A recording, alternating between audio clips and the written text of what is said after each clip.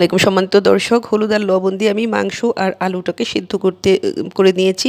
মুরগির বুকের এক পিস, একদম ব্রয়লার মুরগির বুকের একটা পিস নিলেই হবে। এখানে আমি এই যে রসুন কুচি করে দিচ্ছি এবং ধনিয়া পাতা কুচি করে দিয়েছি।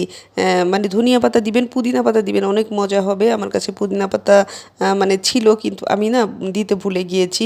এই যে ধনিয়া পাতা আরও কিছু দিয়ে দিচ্ছি, একদম আগেই ধুয়ে আমি রেডি করে রেখেছি সব কিছু। তারপর কাঁচামরিচগুলো কুচিয়ে রেখেছি একদম ঝুরি ঝুরি করে। কাঁচামরিচগুলো রাখলে খুব ভালো ঝাল একদম মিলে যায়। তারপর কাঁচা পেঁয়াজ দিলাম। আর এই যে এখানে একটা ব্রেডের এক পিস দিয়ে দিয়েছি। এখানে একটা ব্রেডের এক পিস দিলেই হবে, মানে একদম আর কিছুই দরকার নেই, এক পিস। আর দুটো বুকের মাংস হলে আপনি দুটো ব্রেড দিতে পারেন। আর এই যে দিয়ে দিলাম আদা পেস্ট, আর এই যে একটা ডিম।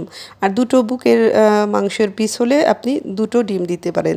একটা ডিমেই যথেষ্ট হয়ে যায়, অনেক সুন্দর হয় এবং বাইন্ডিংটা এত সুন্দর হয়। যে জিরা গুঁড়ো দিলাম, ধনিয়া গুঁড়ো দিলাম।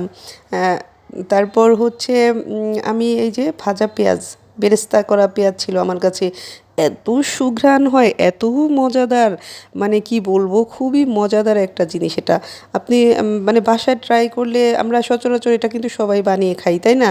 এটা আসলে বানিয়ে রাখলে ছোলা ভুনার সাথে এটা পেঁয়াজু আর বেগুনির মতো যদি ভেঙে ভেঙে দেয়া যায়, মাখানো হয় ছোলা ভুনাটা, মানে কি বলবো, সেই টেস্টের কথা না খেলেই মানে বোঝা যাবে না। এবং লবণ আমি পরিমাণ মতোই দিয়ে দিলাম, একদম পরিমাণ মতো লবণ। এবং এই যে আমি গোল গোল বা যে কোনো শেপ আপনারা দিতে পারেন, গোল দিতে পারেন, আপনারা বরফি শেপ দিতে পারেন, চারকোনা দিতে পারেন, এটা যার যার ইচ্ছা। আমি তাড়াহুড়ো করে বানিয়ে নিচ্ছিলাম ইফতারের জন্য, তাই আমি এই তাড়াহুড়ো করে যেভাবে পারছি দিয়েছি। কিন্তু কি যে সুঘ্রাণ, মানে কি বলবো, এই যে ভাজার যে শব্দটা শুনলেও ভালো লাগে, আর যে সুঘ্রাণটা ছড়িয়ে পড়ে ভাজার সময়, এটা আরও বেশি ভালো লাগে।